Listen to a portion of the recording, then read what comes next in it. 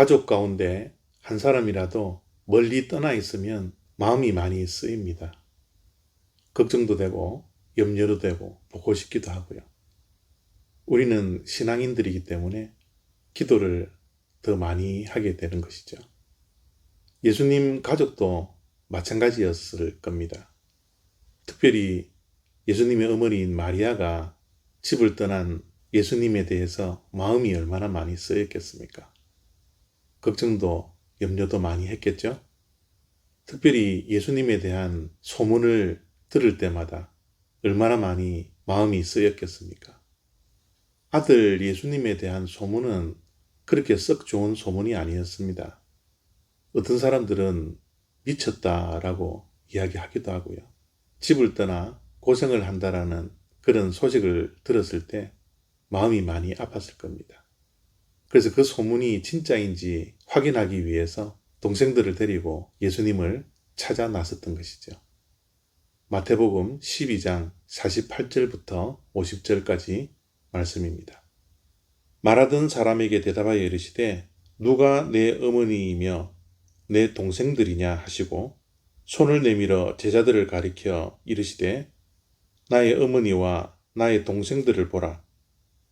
누구든지 하늘에 계신 내 아버지의 뜻대로 하는 자가 내 형제요 자매요 어머니이니라 하시더라. 어머니와 형제들이 예수님을 찾아왔다라는 이야기를 예수님이 들으셨습니다. 그 이야기를 듣고 예수님이 말씀하시기를 누가 내 어머니고 누가 내 형제냐 이렇게 말씀을 하시면서 나의 어머니와 나의 형제와 자매는 하늘에 계신 아버지의 뜻대로 행하는 자가 내 어머니요 형제와 자매다 라고 말씀을 하십니다.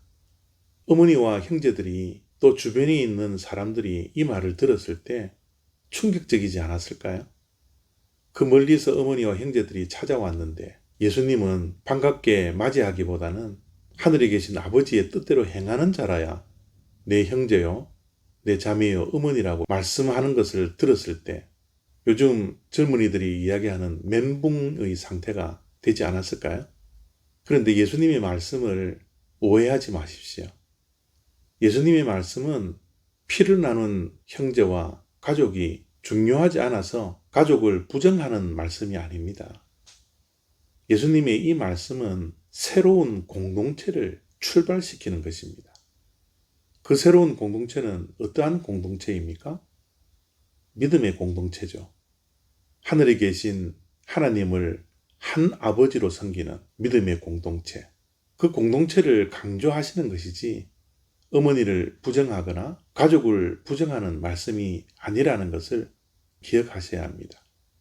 그래서 우리가 교회에서 자매님, 형제님 그렇게 말하지 않습니까? 이제 우리는 피를 나누지 않는 믿음의 공동체, 새로운 공동체의 일원이 된 겁니다. 육신의 가족도 너무너무 소중하지만 하나님을 한 아버지로 섬기는 믿음의 공동체 안에서 맺어진 형제와 자매들도 너무나 소중하다는 거죠.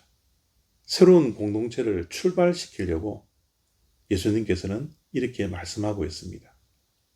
그 새로운 공동체는 믿음을 통하여서 하나님을 한 아버지로 섬기는 공동체이지만 예수님께서는 하늘에 계신 아버지의 뜻대로 행하는 자가 내 형제요, 내 자매요, 내 어머니라고 말씀하셨습니다. 우리가 정말 한 형제와 한 자매가 되었다면 이제 우리들에게는 하나님의 뜻대로 행하는 그런 믿음의 공동체가 되어야 합니다. 그래서 우리들은 어떤 일들을 하기 전, 어떤 일들을 결정하고 선택하기 전 늘 우리는 우리의 마음속에 한 가지 질문을 해야 합니다. 이것은 하나님의 뜻일까? 이 질문이 우리의 마음속에, 우리의 생각 속에 늘 맴돌아야 합니다. 내 마음대로 선택하고 결정한 후에 하나님의 뜻이라고 합리화시키는 것이 아니라 늘 판단과 결정하기 전에 우리는 이 질문을 반드시 해야 합니다. 그래야지 우리가 예수님께서 새롭게 출발시킨 믿음의 공동체, 하나님을 아버지로 섬기는 형제와 자매가 될 수 있다는 것 우리가 기억해야 합니다. 오늘도 우리가 무엇을 선택하고 결정하기 전에 이것이 하나님의 뜻일까 질문하며 고민하며 기도할 수 있는 우리 모두가 되었으면 좋겠습니다. 감사합니다.